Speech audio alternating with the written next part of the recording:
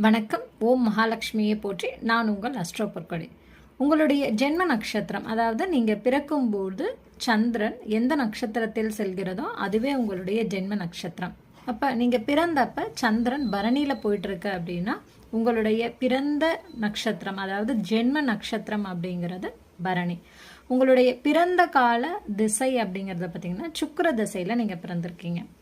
அப்போ உங்களுக்கு ஒரு நல்ல ஒரு நட்சத்திரம், அதாவது நீங்கள் செய்யக்கூடிய செயல்களை தொடங்குவதற்கு, முக்கியமான விஷயங்களை பேசுவதற்கு, ஒரு வண்டி எடுக்கிறதுக்கு, வண்டி வாகனம் எதுவாகட்டும் சரி, அதற்கு ஒரு உகந்த நட்சத்திரம் அப்படிங்கிறது பார்த்தீங்கன்னா கிருத்திகை நட்சத்திரம் அல்லது கார்த்திகை நட்சத்திரமும் சொல்லுவோம். அப்போ இந்த கிருத்திகை கார்த்திகை நட்சத்திரத்தை நீங்கள் பயன்படுத்தி கொள்ளும் பொழுது உங்களுடைய வாழ்க்கையில் ஒரு நல்ல மாற்றம் அப்படிங்கிறது வந்துக்கிட்டே இருக்கும். தொடர்ந்து நீங்கள் ஒரு கிருத்திகையில் ஒரு வழிபாடு பண்ணுறீங்க.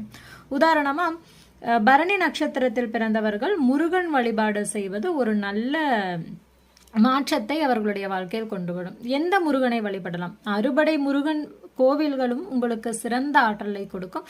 அதில் வள்ளி தெய்வானை சமேதமாக இருக்கக்கூடிய முருகப்பெருமானை நீங்கள் தரிசிக்கும் பொழுது அது அபரிவிதமான வெற்றியை கொடுக்கும்.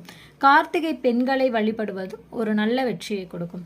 அடுத்தது பார்த்தீங்க அப்படின்னா வேலுக்கு, அதாவது முருகன் கைவில் இருக்கக்கூடிய வேலுக்கு விபூதி அபிஷேகம் செய்து அந்த விபூதியை வாங்கிட்டு வந்து உங்கள் பூஜை அறையில் வச்சு அதையே நீங்கள் தொடர்ந்து ஒரு 48 நாள் தொடர்ந்து வச்சுட்டு வரும் பொழுது உங்களுடைய வாழ்க்கையில் நீங்கள் அடுத்த கட்டத்தை நோக்கி நகருவீர்கள்.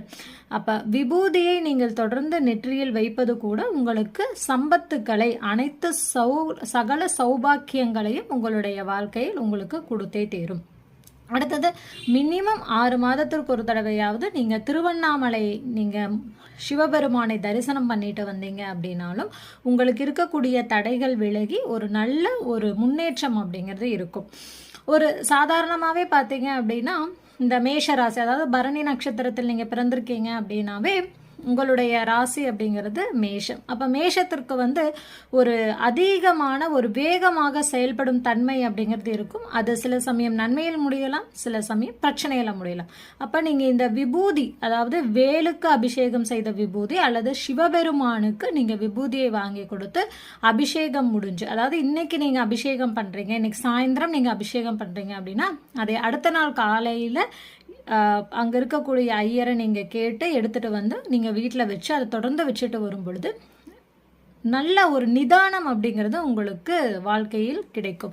அதாவது ஒரு ஆழ்ந்த சிந்தனை அப்படிங்கிறது நடக்கும். அதனால ஒரு பொருளாதார முன்னேற்றம் அப்படிங்கிறது உங்களுக்கு மிகச்சிறப்பாக அமையும். நன்றி, வணக்கம், வாழ்த்து.